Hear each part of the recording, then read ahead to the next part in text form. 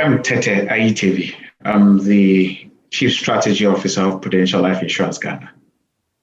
Mental well-being connotes gives opportunity for the possibility of stigmatization, because when people hear mental well-being, they just assume align it to mental sickness, and they might not like that. And we said, since mental well-being and emotional well-being were the same thing, or similar in the same basket, rather go with the emotional wellness policy. So it is emotional wellness or emotional well-being. And that's how we chose to call it.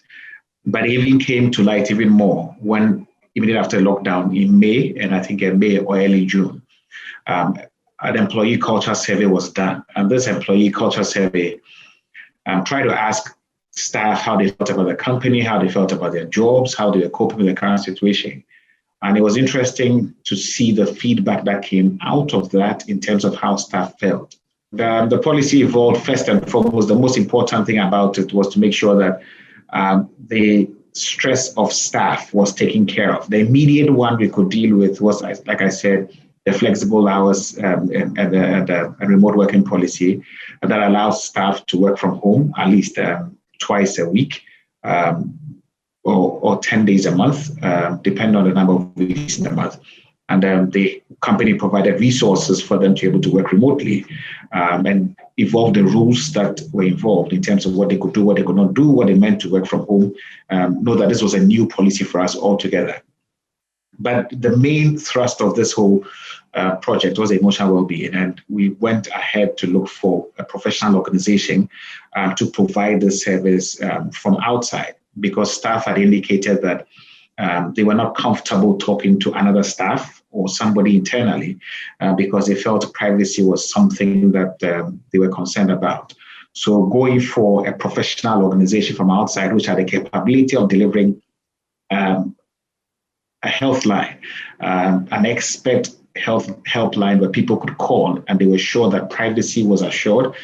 The details of their conversation will not be leaked out to another person, and they were going to get professional counseling and advice at the other end of the line was a big thing for us. They kickstarted this whole project with an employee emotional well-being seminar for staff, went ahead to have another seminar for line managers and senior managers, and then the expert helpline was launched. Families impact us in a big way, both at home where we relax from work, we spend our weekend with them, and if our family is in a good place, we ourselves are in a good place. There's another side of family too.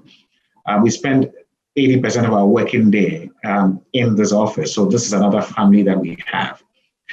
If we invest too much in this family and forget about the family home, then there's a problem. And that's where the flexible working hours and the remote working policy was enacted, because the feedback, once again, from staff in the survey was that work-life balance was an issue.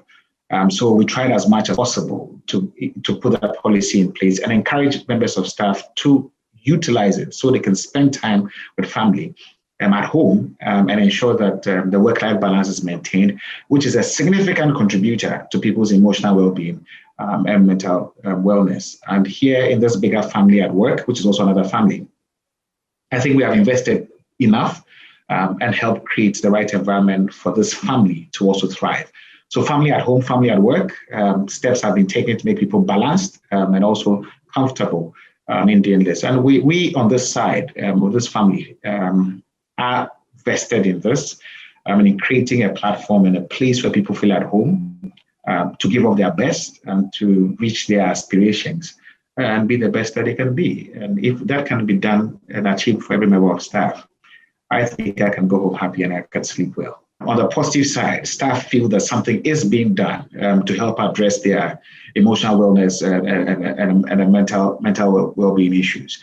There is help, not just in policy, but human beings, managers, line managers are interested in making sure they're fine, they're happy, and where they can, support them as much as they can.